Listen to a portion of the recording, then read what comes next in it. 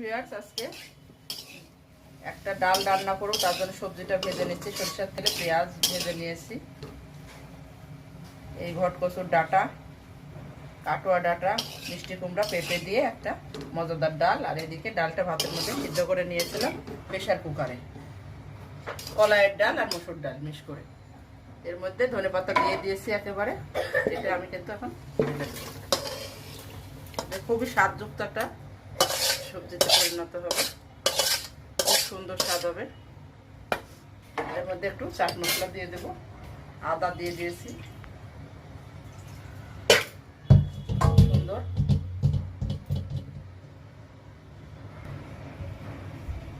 এই যে চাট মশলা দিয়ে দিলাম, এটা খুব সুন্দর। এটা ভাত, রুটি, পরোটা, লুচি সবের সাথে জমে যাবে। ডায়েটিং এর জন্য এই ডালটা ব্যবহার করা যাবে।